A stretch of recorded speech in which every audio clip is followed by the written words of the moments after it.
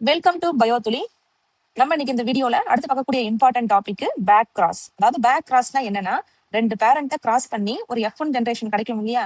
அந்த F1 ஜென்ரேஷனை என்ன பண்ணணும்னா, ஒரு டாமினன்ட் பேரண்ட் கூடயோ இல்லைன்னா ஒரு ரிசசிவ் பேரண்ட் கூடயோ மறுபடியும் நம்ம கிராஸ் பண்ணணும். கிராஸ் பண்ணதை மறுபடியும் கிராஸ் பண்றதா என்னன்னா பேக் கிராஸ் அப்படின்னு சொல்லுவாங்க. அதுல ஃபர்ஸ்ட் பாயிண்ட்ல என்ன சொல்றாங்க பாருங்க.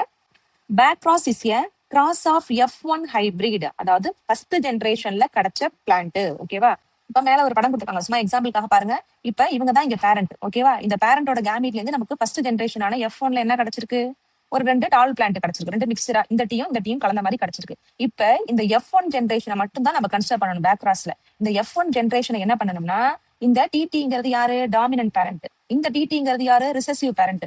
மறுபடியும் இத டாமினன்ட் பேரண்ட் கூடயும் ரிசசிவ் பேரண்ட் கூடயும் பேக் கிராஸ் பண்ணும் போது என்ன ரிசல்ட் கிடைக்குது அப்படின்னு பாக்குறாங்க.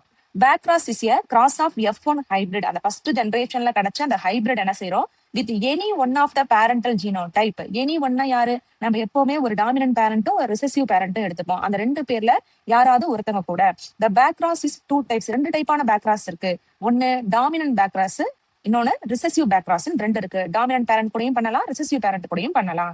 Second point, it involves the cross between the F1 offspring with either of the two parents. அந்த F1 offspring என்ன பண்றோம்? நம்ம ஏதாவது எய்தர் ஒன்னு டாமினன்ட் பேரண்ட் கூடயோ இல்ல ரிசசிவ் பேரண்ட் கூடயோ நம்ம இப்ப கிராஸ் பண்ண போறோம். தேர்ட் பாயிண்ட், இப்ப அந்த F1 offspring நம்ம என்ன செய்யறோம்னா, கிராஸ் வித் டாமினன்ட் பேரண்ட்.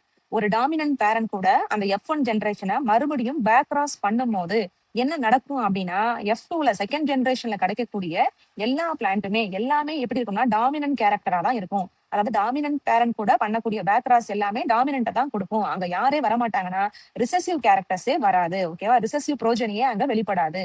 ஓகேவா? நெக்ஸ்ட் பாயிண்ட், இதுல பாருங்க. இஃப் த F1 ஹைபிரிட், அந்த F1 ஹைபிரிட நம்ம என்ன செய்யறோம்? இப்ப ரிசசிவ் பேரண்ட் கூட கிராஸ் பண்ணோம். ரிசசிவ் பேரண்ட் கூட கிராஸ் பண்ணோம்னா நமக்கு பாருங்க போத் த பினோடைப்ஸ் அப்பியர். அதாவது டாமினன்ட் கேரக்டரும் வெளிப்படும், ரிசசிவ் கேரக்டரும் வெளிப்படும். அதுவே டாமினன்ட் பேரண்ட் கூட நம்ம கிராஸ் பண்ணோம்னா ஒன்லி யார் மட்டும் தான் கிடைப்பா? டாமினன்ட் கேரக்டர்ஸ் மட்டும் தான் கிடைக்கும். அப்ப இந்த F1 ஹைபிரிட ரிசசிவ் கூட கிராஸ் பண்ணும்போது ஈக்குவல் ப்ரொபோர்ஷன்ல அந்த ப்ரோஜனி கிடைக்கும். ஈக்குவல் ப்ரொபோர்ஷன் மீன்ஸ் 1:1 அப்படிங்கிற ரேஷியோல நமக்கு கிடைக்கும். ஓகேவா? அடுத்தது லாஸ்ட் பாயிண்ட், இந்த ரிசசிவ் பேக் கிராஸ். அதாவது அந்த F1 ஹைபிரிட நம்ம ரிசசிவ் பேரண்ட் கூட பேக் கிராஸ் பண்ணும்போது நம்மளால எதை கண்டுபிடிக்க முடியுதுன்னா, helps to identify the heterozygosity of the hybrid. Dominant parent கூட கிராஸ் பண்ணும்போது ரிசசிவ் கேரக்டரே வெளிப்படல. ஆனா ரிசசிவ் பேரண்ட் கூட வெளிப்படுத்தும் போது அந்த ஹைபிரிட்ல இருக்கக்கூடிய இரு தன்மையும் வெளிப்படுது. அந்த ஹெட்ரோசைகோசிட்டி போத் வந்து டாமினன்ட்டும் கிடைக்குது, ரிசசிவும் கிடைக்குது.